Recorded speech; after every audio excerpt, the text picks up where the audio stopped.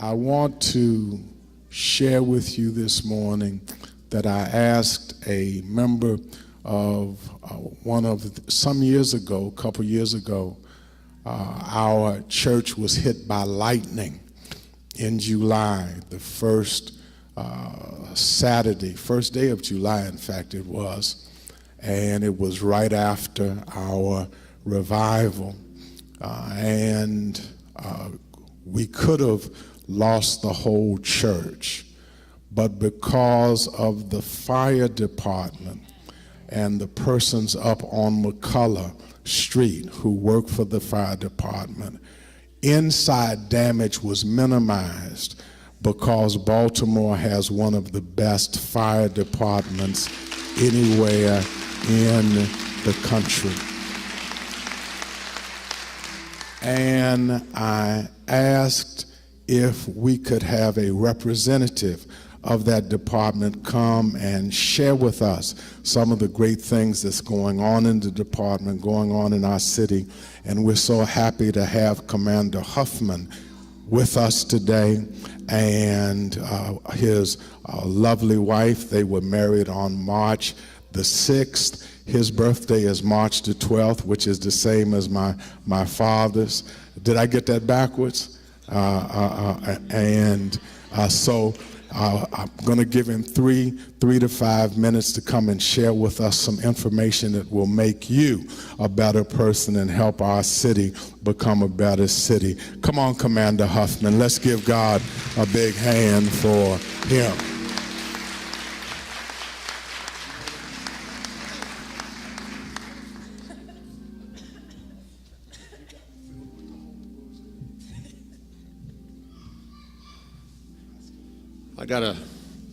I got a promotion today. I'm a commander now. But, thanks, Doc. My name's Rick Hoffman. I am actually the president of the Baltimore Firefighters Local 734. Thank you.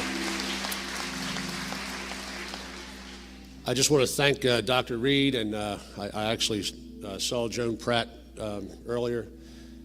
She reminded me she takes care of my pension, so I certainly got to give you a call out. I want to thank Mr. Augustus over here, too. When I pitched this idea to the...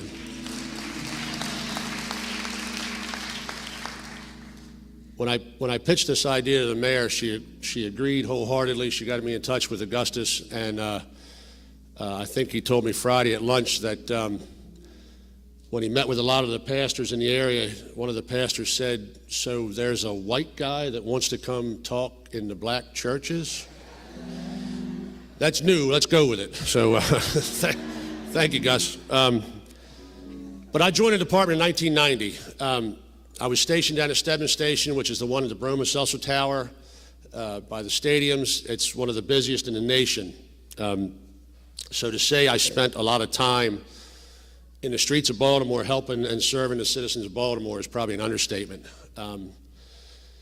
But this last April, what I witnessed was something that is why I'm here, and I'm getting ready to speak on some things that may touch people, hopefully the right way, hopefully not the wrong way, and it's the race relations, it's how it affects the members that I serve and how their ability and sometimes their inability to help the citizens of Baltimore. So what I saw April was something I've never experienced before in my career, and maybe not since the 60s here. But what I saw was we just weren't able to come do our jobs. We were held up by a lot of minutes because some of the people on the street weren't letting us through. We had to wait for the cops to get there, the police to get there, to open up basically a whole arena for us to work in, and that just took a lot of time. And what I'm concerned about is, for the first time, I actually saw firefighters and paramedics getting the attacks, getting the sticks, the rocks, the bricks thrown at them. And again, I've never seen that before in my career. I've got 26 years in this job, and I've never, ever been afraid anywhere in the city of Baltimore, nowhere. at least not in that capacity. I've been kind of afraid in some of the fires, but that's my job. So prior to April, if anyone remembers me coming to community associations meetings, we were beating down the closings and the rotating closings that the mayor and Chief Clack then were putting forward, and we succeeded. You guys and me and gals and me and our union, we succeeded in stopping the closing so that we have more to give you. We have the amount of people and the equipment to give you that what you need when emergencies occur. So I was very, very, very just, I guess, disappointed seeing that the attacks on my people, which brings me here today. So the trials are soon to start, and I know that, I know there's feelings out there on what's going on. I have no interest in talking about guilt or innocence. That's going to all come out in the wash. I'm here for one thing only, and that's the message from the Baltimore City Fire Department and my local is simply this: when you call, your emergency is my job.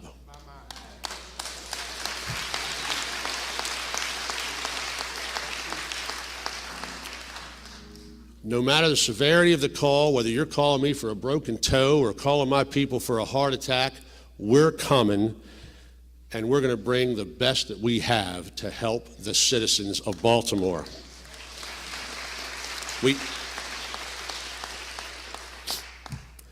We all have something in common that wear this uniform, and we wear it proudly. We all swear before God to do what we do. We swear to serve and protect each and every citizen of Baltimore. No one took me in a back room and said, Rick, don't mean that about the black people. No one took me in a back room and said, just care about the white people. No, it's the citizens of Baltimore. And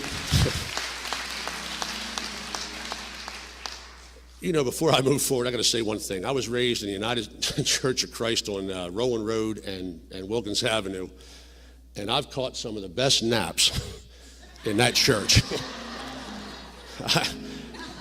Doc, I don't see how you can catch a nap in this church, I'm telling you.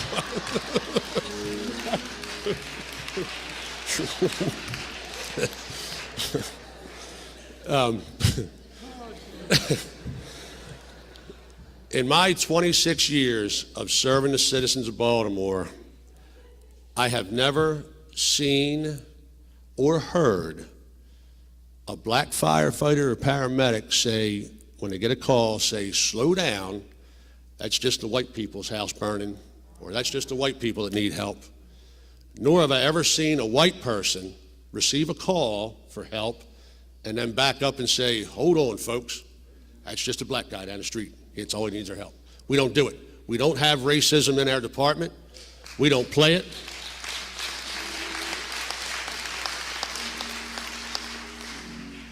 When that gong goes off, we're barreling down these streets as fast as we can get there because the brothers and the sisters of Baltimore need our help.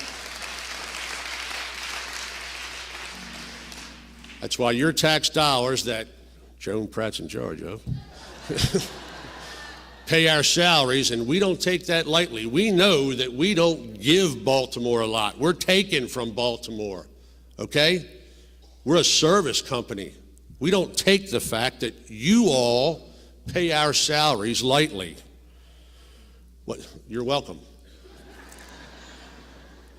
What scares me the most, and I'll try to be brief, Doc, what scares me the most is not the fires. In all actuality, it's not. I've seen enough of it, and I've been in enough of them to know that for the most part, we're there, we're doing our job, but I think in these times where the racial tensions are kind of at its height, what scares me is our EMS. Our EMS has the most busiest in the nation. Now, that's not something to hang your hat on. That's not something to be proud of. It's just the facts. My medics run over 8,000 calls a year. You use any calculator in this church and you divide 8,000 by 365, it's going to equal busy. So my fear is one of our medics get there and maybe they just had a tragic call of, a child dying.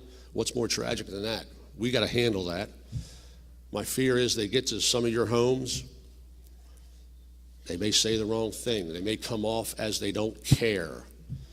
As the tensions build, as the trials get closer, I'm afraid it's taken the wrong way. Just in Detroit, a couple weeks ago, we had some EMS people get stabbed.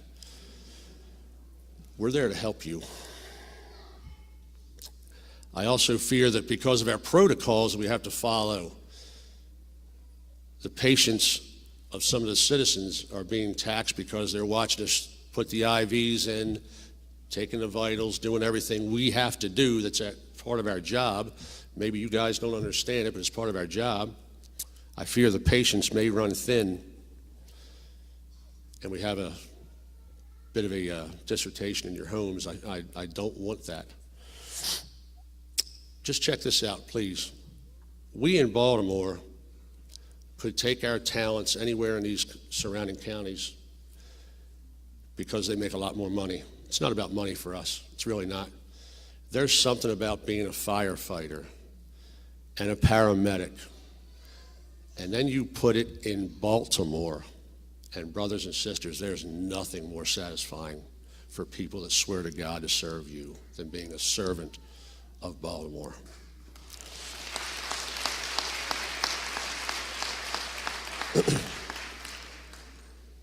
Firefighters are the happiest and the proudest when they kick a door in and they see somebody that's guaranteed going to perish without us, and they kick that guy holding that sickle that I'm sure Dr. Reed's going to preach on later, and they punch him right in his nose. Get out of here. Not today. We're pulling this person out of here. That's our proudest moments. Paramedics, same thing. One of your grandfathers, grandmothers, suffering from heart failure. Our paramedics come in and they beat that man off with the sickle and punch him in the snoot too. That's our proudest moments. And that's what we swear to do again. I want to leave you good people with just 3 things, please. I want you to pray for the Baltimore City Fire Department. I want you to please try to participate in what I am coming with you, that we only are there to help. Please get that word out to everyone. And I just ask for your patience while Baltimore heals, that we can all work through this and get bodies coming with us.